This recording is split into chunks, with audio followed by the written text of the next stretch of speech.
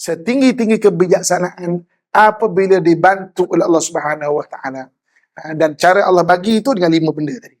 Dengan firasat, ilham, muladuni, kan? Mimpi dan juga kasyaf. Apa itu pandai, apa itu cerdik, dan apa itu bijaksana? Salin je dulu. Apa itu pandai, apa itu cerdik, dan apa itu bijaksana? Okey?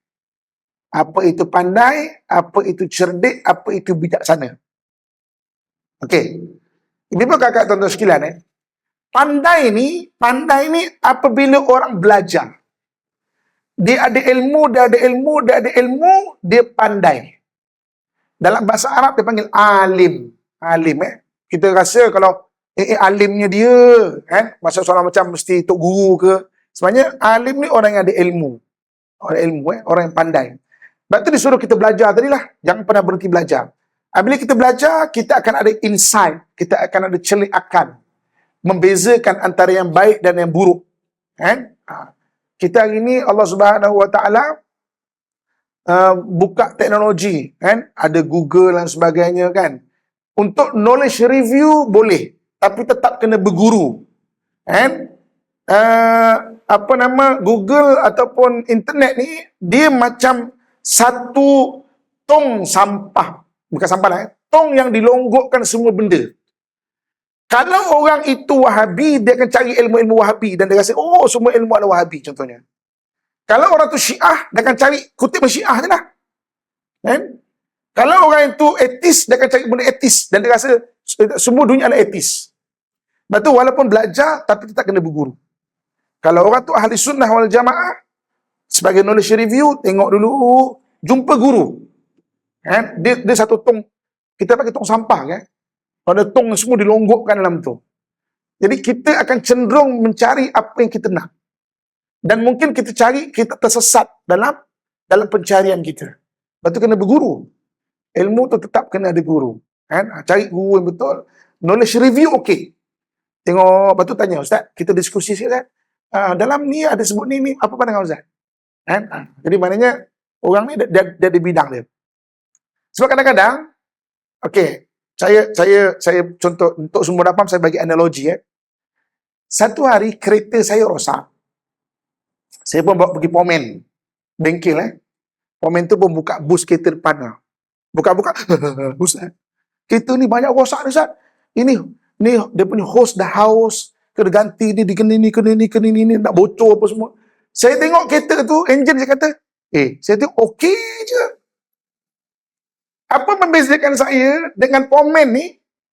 Ilmu Pomen dia tu. Dan saya kena respect ilmu dia.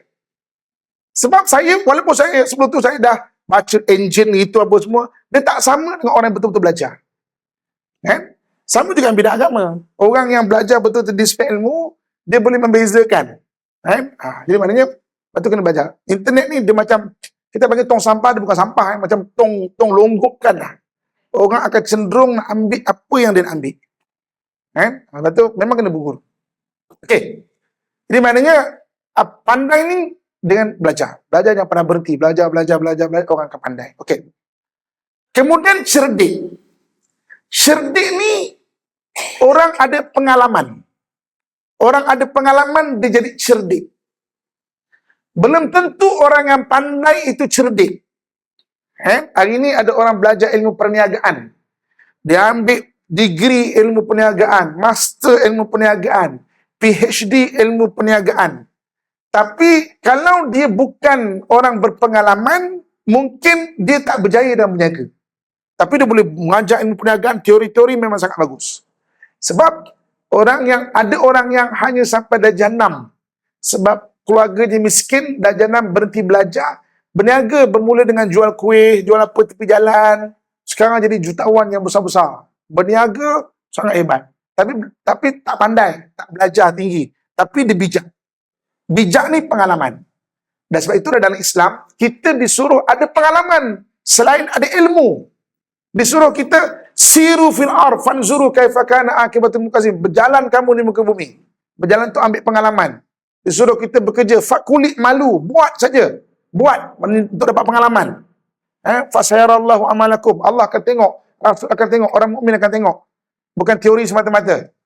Kan? Jadi maknanya cerdik ada pengalaman. Pandai belajar. Kalau kita perasan, dua-dua ni Islam suruh anjurkan. Orang berpengalaman dan orang ada ilmu. Dua-dua ni. Jadi cerdik adalah orang berpengalaman. Pandai adalah orang ada ilmu. Gabungan antara cerdik dan pandai, itulah orang bijaksana. Jadi orang bijaksana ni, orang bijaksana ni dipanggil dalam bahasa Arab orang ahli hikmah. Ahli hikmah. Hikmah ni orang bijaksana. Wa ma yu'tal hikmah faqad utiya khairan katsira. Orang yang dikurniakan hikmah, dikurniakan kebaikan yang sangat banyak. Hikmah ni gabungan antara cerdik dan pandai. Gabungan antara cerdik dan pandai. Itu bijaksana. Sebab tu orang Islam belajar. Kena ada pengalaman. Supaya dia jadi orang pandai, supaya dia jadi orang cerdik. Gabungan cerdik dan pandai, itulah orang bijaksana. Boleh cakap ni? Apa makna orang pandai? Belajar. Orang cerdik, berpengalaman. Apa orang bijak? Gabungan pandai dan juga cerdik. Okey. Tapi dalam Islam, habis lagi tau. Ada bab seterusnya. Bab seterusnya, setinggi-tinggi kebijaksanaan apabila dia dibantu oleh Allah Subhanahu Wa Taala. Ni dalam Quran Allah sebut, wattaqullah wa yu'allimukumullah. Kamu bertakwa kepada Allah, Allah akan bagi kamu ilmu. Setinggi-tinggi bijaksana apabila dibantu oleh Allah Subhanahu Wa Taala. Macam mana nak dibantu oleh Allah? Kena bertakwa kepada Allah Subhanahu Wa Taala. Bertakwa. Jadi kita disuruh belajar ilmu, disuruh ada pengalaman. Gabungan ilmu dan pengalaman itu jadi orang bijak dan suruh bertakwa kepada Allah Subhanahu Wa Taala. Karena setinggi-tinggi kebijaksanaan apabila dia dibantu oleh Allah Subhanahu Wa Taala. Sebab itu orang terdahulu, tuan-tuan, ibu kakak saya sekalian, kan, kalau kita tengok, dia orang Islam sentiasa ke depan. Sebab belajar, ada pengalaman, dibantu oleh Allah Subhanahu Wa Taala pula. Banyaklah kisah-kisah kalau saya cerita. Contoh, orang yang pada tahun 1150 Masihi, 1150 Masihi, ketika itu ada dua orang Yahudi nak curi jasad Nabi. Curi jasad Nabi dekat Madinah tu. Dia puas menyamar jadi orang alim. Dia brandingkan diri dia orang alim dan semua orang percaya duduk kat Madinah. Dekat rumah tu digali menuju ke makam Nabi dah.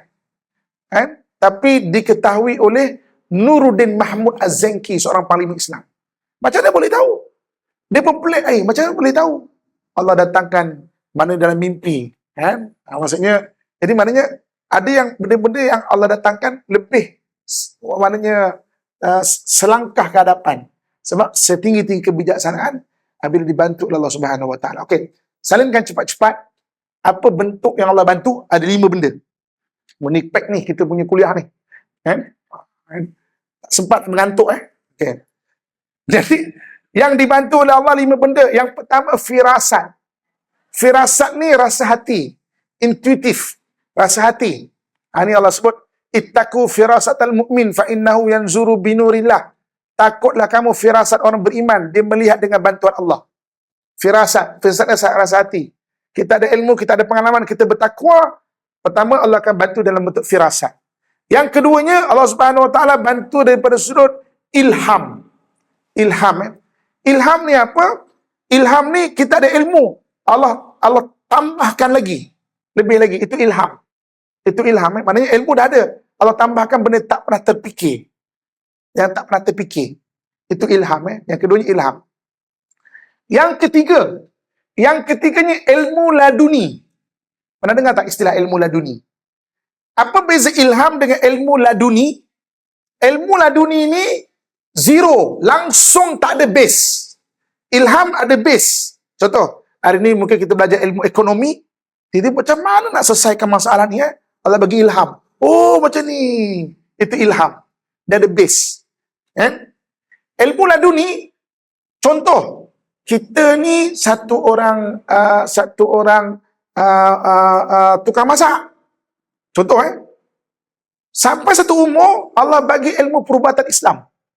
Tiba-tiba boleh mengubat orang. Kan? Pernah jumpa tak orang macam tu? Kan? Allah bagi ilmu laduni. Mana ilmu tak ada base, zero. Dia base dengan ilham. Ilham ada base. Ada base, top up daripada itu.